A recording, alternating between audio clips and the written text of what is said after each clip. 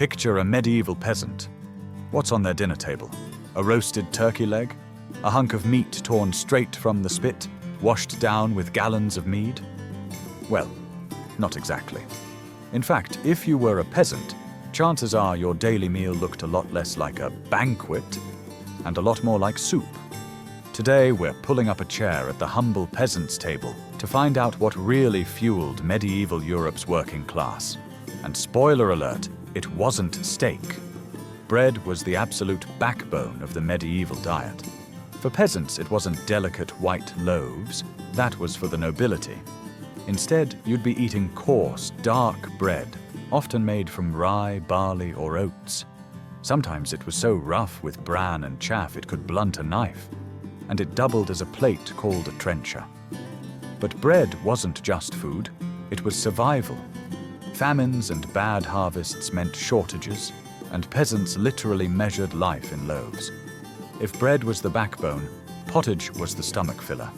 Think of a watery stew or porridge, grains, peas, beans, and whatever vegetables you had to hand.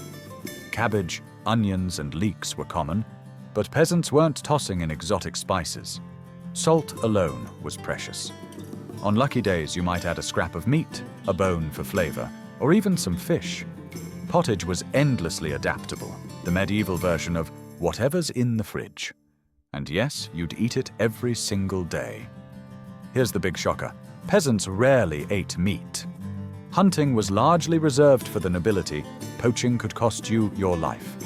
Livestock was far more valuable alive, producing milk, eggs, or wool.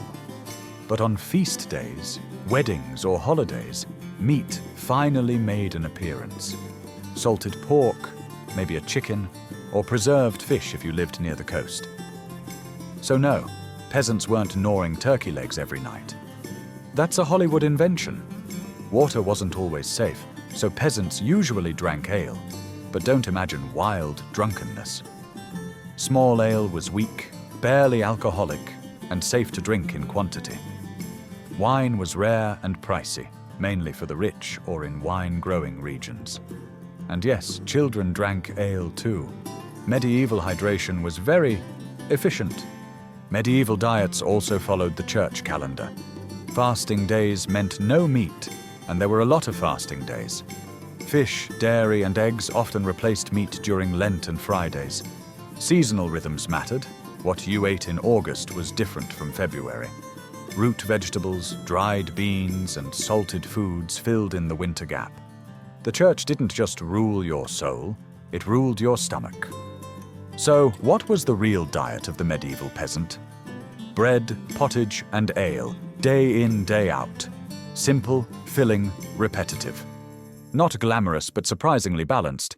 Peas, grains, and veggies gave peasants more fiber and less fat than many modern diets. So next time you picture medieval life, skip the giant turkey leg and imagine a steaming bowl of cabbage stew instead.